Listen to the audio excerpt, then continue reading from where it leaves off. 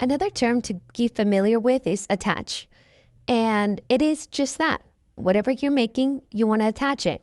If you're making something with different colors, my recommendation as you're learning is attach the same colors together.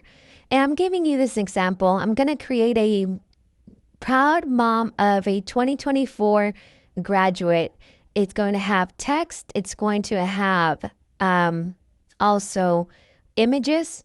And so this is what I'm going to do. I'm going to change the colors. I'm going to add some different layers. And I'm also going to add different colors to each item. So here I'm just going through my images that I have already saved and uploaded. And I'm going to add a graduation cap, a diploma, just so that I can give you just different items, right? So here it's when you're designing or if you're uploading from, let's say, an Etsy purchase that you made and they have different layers. This also will work for that. And what attach means is that you're going to join it together, but it doesn't mean that it has to be on top of each other. And I'll kind of get more into depth with that. So even though I have the blue on top of the yellow here, it doesn't mean that it'll cut like that. And here I'm just trying to figure out how I'm going to put this diploma, and then I'll just keep moving on. The reason for the comment of on top of each other is that because it's different colors, regardless, it's not going to print like on top of each other. It's going to print the blue and then the yellow. And I'm sorry, I use print and cut interchangeably when I'm talking about Cricut actually making the cut. So forgive me, but what I mean by print is actually cut. So when we go to make it, you're going to see how the blue will be in a blue mat, the yellow will be in a yellow mat. If I do white, which I will be in the white mat, and so on and so on. So it won't actually lay on top of it. You're going to have to physically put it on top of the four if you want it there once you're pressing. So again, I'm being very basic with this design, nothing fancy, nothing really the way I would actually do it. I would actually put more thought into it. I'd center it better. I'd actually change different fonts. But for the example, I'm just adding just different layers to it, different rows.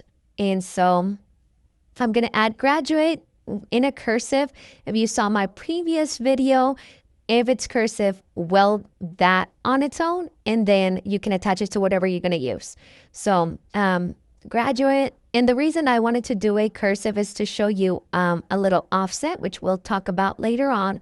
But here we go with graduate. I actually did not like how thin it was because for the visual, I wanted to make it a little thicker, and you'll see me change it. So again, play with it the way you want until you're satisfied. If you don't already have either an image, a screenshot, an SVG, or PDF, or a PNG, you can create anything. So here I'm doing a layer of behind it. It's called offset, and I will go more into depth into another video labeled offset later today or tomorrow. But what it will do is it'll give you actually like a shadow behind it, and you can actually play with it. You can make it to where it gives you the border any way you want it. There's options to make it squared off and or rounded. So that's the nice part about it. But again, I made it a little thicker, did the offset again for the video. I just wanted to make sure I had same color in different rows. So that's why I added the offset to make that yellow. So we have 2024 and graduate yellow. So I'm about to finish that part, and we'll go straight to make it, or when I say print.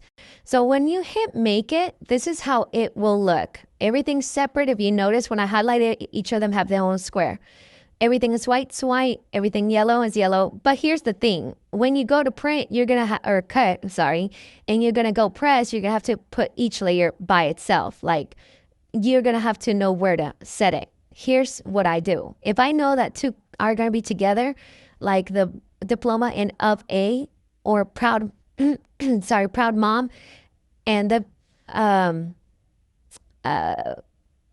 cap or 2024 in the yellow graduate, I can attach those, and now it gives you to where they're right where they want to go, where you want them to go. And that way you can actually skip the whole lining it up every time. Now, if you don't want that, and I'm going to show you another scenario where you can do this. If you've done a whole design, and I'm going to duplicate it to show you this next part, and you want to make it one solid color, but you know, each was different fonts, each was different images, you can still do so by highlighting it all and attaching. The only thing I would like to say about this part is that if there's something touching, for example, the cap over 2024, if you were to save it like that to cut, it's going to cut at each line because attaching will not make it turn into one image like Well did in the previous video. It would actually cut as is through it. So if you notice here, when we get up close to the A and to the 4, that line where the cap is, it's going to cut there. So my recommendation is either weld that part or make sure that nothing is touching each other. Then you sit it on top, for example, and now you can make this a solid color. So the option is there. Just know how sometimes you have to use each attach, weld, contour, slice interchangeably. Another example is like the example that I gave you earlier in the previous one about weld. Let's do the football. If the football and your name are going to be the same color, but they're not touching, there's no need to actually weld it.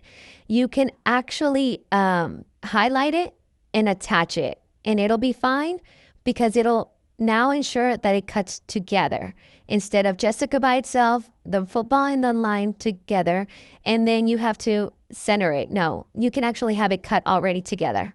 So I hope this explained it, attach, and that this helps some of your projects.